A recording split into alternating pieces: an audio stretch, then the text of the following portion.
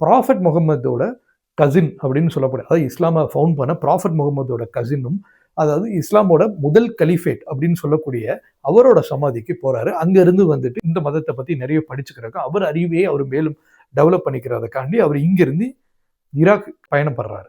So ஈராக்குக்கு போன அவர் ஹிந்தி அவர் வந்து என்ன பண்றாரு வந்து சப்சிக்வெண்டா வந்துட்டு அங்கிருந்து வந்து இன்னைக்கு மாடர்ன் ஸ்டேட்டா இருக்கக்கூடிய ஈரான்ல இருக்க மஷாத் அப்படின்ற ஒரு ஏரியா, அந்த ஒரு பகுதிக்கு போய் வந்து அங்க வந்து செட்டில் ஆகுறாரு. அங்க செட்டில் ஆகி அங்கிருந்து பல புத்தகங்கள், பல சொற்பொழிவுகள் இந்த மாதிரி வந்துட்டு ஷியா பிரிவோட இஸ்லாம், அதாவது இஸ்லாம்ல இருக்க ஷியா பிரிவுக்கு வந்துட்டு அவர் வந்துட்டு அவரோட ஐடியாஸ், அவரோட ஐடியாலஜிகளை வந்து நிறையவே சொல்றாரு.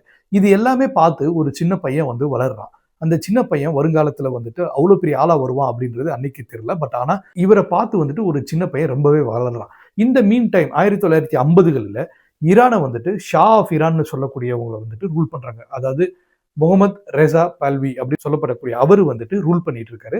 அவரை வந்து எப்பயுமே மக்கள் வந்துட்டு அதாவது வெஸ்டர்ன் ஐடியாலஜியோட கூட இருக்கக்கூடியவராக தான் அந்த ஷாவை வந்து எல்லாருமே பார்க்குறாங்க. ஸோ அவர் பண்ண ஒரு சில தவறுகள், அவர் ஆட்சியை பிடிக்காத